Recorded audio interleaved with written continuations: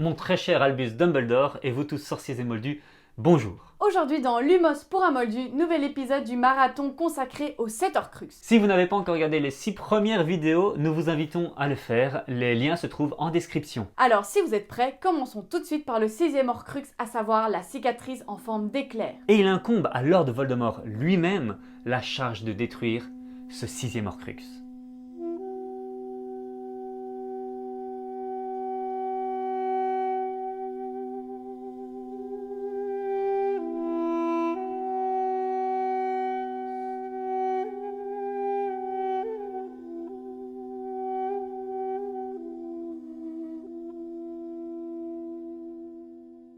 Les coupables du péché de gourmandise sont amaigris et doivent se nourrir des fruits qui sont près d'eux.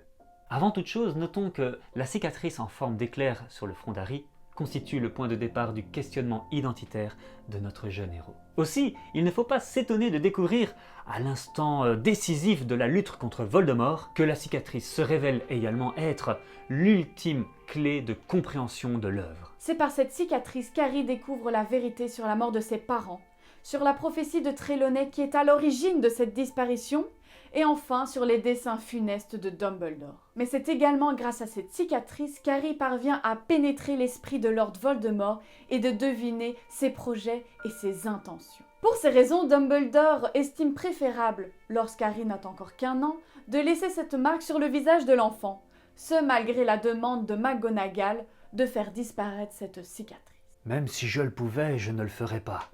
Les cicatrices sont parfois utiles. Moi-même, j'en ai une au-dessus du genou gauche, qui représente le plan exact du métro de Londres. Ce détail souligne avec humour un aspect essentiel de la cicatrice d'Harry. Celle-ci a une fonction de guide.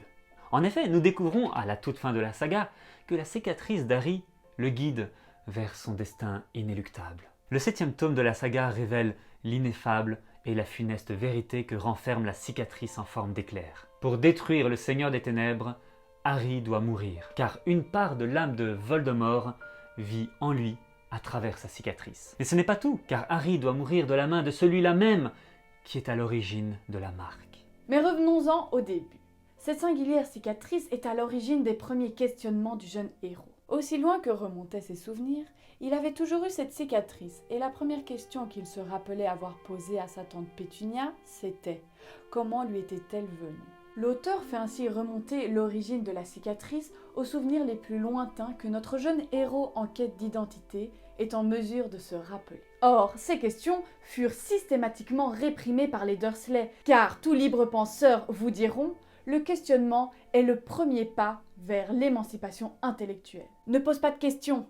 C'est la première règle à observer si l'on voulait vivre tranquillement avec les Dursley.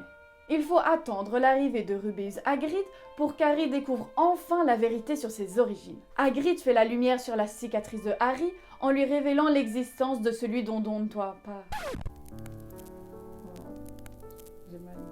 Celui dont on ne doit pas prononcer le nom. Hagrid fait la lumière sur la cicatrice de Harry en lui révélant l'existence de celui dont on ne doit pas prononcer le nom. J'arrive pas. Oui, mais les gens ils savent c'est quoi hein.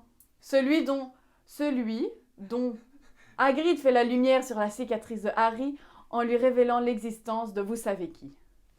Tu ne t'es jamais demandé d'où te venait la cicatrice que tu as sur le front? Ce n'est pas une blessure ordinaire, c'est la trace d'un mauvais sort qu'il a lancé contre toi. Par la suite, et tout au long de la saga, cette cicatrice sera, dans le monde des sorciers, un signe distinctif à travers lequel tout sorcier reconnaîtra son porteur. Mais la cicatrice endosse également une seconde fonction, celle d'avertir Harry d'un péril. En effet, à chaque fois que le jeune sorcier sera en présence de Lord Voldemort, ou que celui-ci sera traversé d'une émotion vive, Harry ressentira une fulgurante douleur. Comme la fois où Harry croise pour la première fois le regard de Rogue, l'observant au-dessus du turban du professeur Quirrell. Tout se passa en un éclair. Harry ressentit aussitôt une douleur aiguë, fulgurante à l'endroit de sa cicatrice. Tout se passa en un éclair, comme un éclair de génie.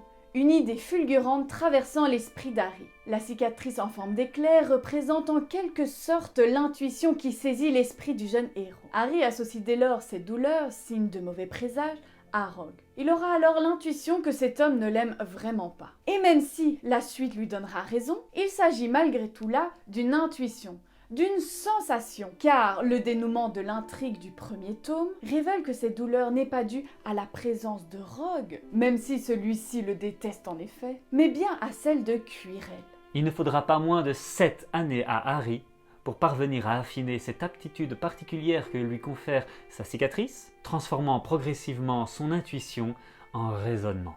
Ce n'est d'ailleurs pas un hasard si la cicatrice se trouve sur le front de Harry, localisation de l'esprit qui agit et prend les décisions. La cicatrice en forme d'éclair se transforme alors en véritable troisième œil, permettant à Harry d'accéder à des connaissances extérieures à sa seule pensée. Mais cet apprentissage passe malheureusement par des échecs et des pertes inestimables, comme avec la mort de son parrain lors de la 5e année. Alors trompé par Lord Voldemort qui se sert de cette connexion pour faire entrevoir à Harry des images mensongères. Harry prend conscience au fil des années que cette connexion avec l'esprit de Voldemort est une arme à double tranchant, un pouvoir de manipulation que le Seigneur des Ténèbres détient contre lui. Ainsi, Harry doit apprendre à fermer son esprit, à affiner et conscientiser cette connexion entre le Seigneur des Ténèbres et lui-même. C'est la raison pour laquelle Dumbledore lui fait suivre des cours d'occlumencie. Mais si un manque de contrôle apparaît immanquablement comme un danger, cette connexion se révèle également être un atout majeur dans la bataille qui oppose Harry au mage noir. C'est d'ailleurs grâce à ce troisième œil que Harry parvient à localiser le dernier Horcrux, Nagini, lors de la bataille de Poudlard. Au fil des années, Harry affine son esprit pour user avec sagesse du pouvoir que lui confère sa cicatrice en forme d'éclair. C'est donc le passage d'une utilisation intuitive à une utilisation raisonnée de l'esprit qui semble être au centre de la symbolique de la cicatrice. Mais ça ne nous dit pas pour quelle raison il incombe à Voldemort de détruire ce 6e Horcrux. Eh bien, tout simplement parce que Voldemort lui-même a été la victime de ses intuitions, gourmand de pouvoir et de grandeur. En effet, pétri par la peur de son déclin, Voldemort s'est trop rapidement fié à son intuition, se précipitant vers la maison des Potter pour tuer l'enfant désigné par la prophétie de Trelawney comme étant le seul sorcier capable de l'évincer. Oui, la preuve, cette prophétie ne désignait pas Harry comme l'unique enfant capable d'accomplir cette prophétie. En effet, un deuxième enfant répondait aux critères énoncés par la prophétie de Trelawney. Ce deuxième enfant est Neville Londubat, fils de Frank et Alice Londubat, deux sorciers puissants de sang pur, ayant appartenu à l'ordre du Phénix. Voldemort choisit cependant le fils de James et Lily, précisément parce que cette dernière est née de parents moldus. C'est pourquoi Voldemort s'identifiera à Harry, ayant lui-même du sang moldu dans les veines. Ainsi, en choisissant Harry plutôt que Neville, Voldemort cherche métaphoriquement à tuer l'enfant malheureux qui se cache en lui.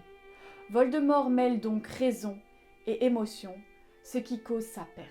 Mais ce n'est pas tout, car la prophétie annonce que le Seigneur des Ténèbres marquera cet enfant comme son égal.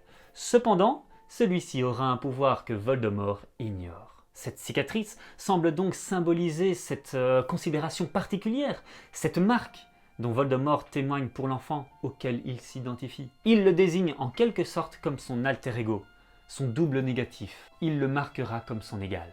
Son destin est à jamais lié à celui de l'enfant. Or, il est dit que l'enfant aura un pouvoir que le Seigneur des Ténèbres ignore. Il s'agit de l'amour. Car Voldemort, n'ayant jamais connu la douceur de la caresse d'une mère aimante, ignore tout de ce sentiment. La raison qui l'a poussé à choisir Harry plutôt que Neville est la haine que Voldemort éprouve inconsciemment envers les foyers de familles au sang mêlé, dans lesquels le respect et l'amour l'emportent sur l'intolérance et le mensonge, ce qui ne fut malheureusement pas le cas pour ses parents. Ainsi, la marque laissée par Lily est invisible et loge dans le cœur. En revanche, la marque laissée par Voldemort sur Harry est visible. Une blessure, telle qu'une cicatrice, est une lacération ou une atteinte au corps physique. Dans les récits initiatiques, elle exprime métaphoriquement un déchirement psychique. Toutes sortes de blessures sont en soi des traumatismes. Ces plaies sont des éruptions soudaines et des perturbations de ce qui est, en temps normal, continu et en développement. Les plaies s'inscrivent dans les récits dont elles changent souvent le cours de manière critique et permanente. Dans les contes, mythes et légendes, les blessures sont des ouvertures et, à ce titre, les portails de transformation potentielle ainsi que des fenêtres ouvertes sur le passé. Les plaies sont ainsi des ouvertures à travers lesquelles les énergies ambivalentes des structures psychiques profondes remontent à la surface de la conscience. Une connaissance de soi accrue peuvent ainsi naître des blessures du psychisme. La cicatrice en forme d'éclair sur le front d'Harry symbolise donc bien ce combat intérieur qui s'exprime dans la psyché d'Harry, qui balance constamment entre colère et espoir. La forme de cette cicatrice est significative. La marque laissée par Voldemort sur son ennemi est à l'image des ambitions de ce premier. En art, l'éclair est perçu comme la terrible et rapide épée projetée par une puissante divinité exerçant son châtiment. Et comme pour rappeler sa capacité symbolique à aplanir, la foudre frappe souvent les objets les plus élevés sur son passage. En cela, l'éclair est une arme de transformation spirituelle qui détruit impitoyablement les illusions exacerbées de l'ego. C'est en effet le cas de Voldemort, foudroyé par l'éclair qu'il a lui-même généré sur le front de son ennemi. L'éclair s'abat par 2 fois sur Lord Voldemort, le frappant à chaque fois en pleine ascension. La première fois, il est foudroyé par ses ambitions, réduit à ramper pour prendre la fuite et se cacher, subsistant grâce à de petits animaux rampants tels que des serpents. Car le coupable de péché de gourmandise est amaigri et doit uniquement se nourrir des fruits qui sont près de lui. La seconde fois lui sera fatale. Mais cet éclair prodigue également la lumière à son porteur, guidant Harry jusqu'à l'accomplissement de sa destinée. 16 ans après la première tentative de meurtre, Harry se débarrasse définitivement de l'emprise de la cicatrice sur son psychisme, et c'est Voldemort lui-même qui prononce le sortilège de mort contre son propre fragment d'âme, détruisant à tout jamais l'Horcrux demeurant dans la cicatrice en forme d'éclair. Symboliquement, c'est comme si Voldemort renonçait de ce fait, inconsciemment à sa quête de pouvoir. Sans le savoir, Voldemort se défait de cet homme affecté, cet homme Jedusor isolé, de cet enfant orphelin qui a grandi sans l'amour d'une mère. Il abandonne à jamais cet homme esseulé et malheureux.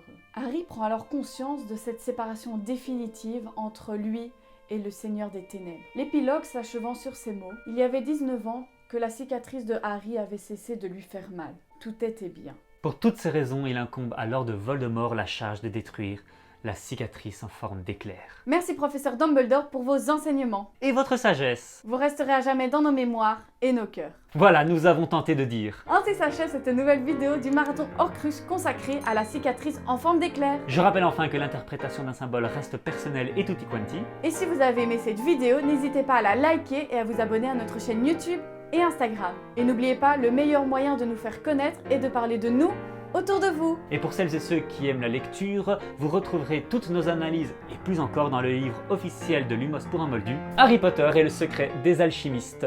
Le lien se trouve en description. Merci et nous vous disons à très bientôt pour le prochain épisode du marathon qui sera du coup consacré au 7e et dernier Horcrux, le serpent Nagini. C'était Mouni et Phoenix.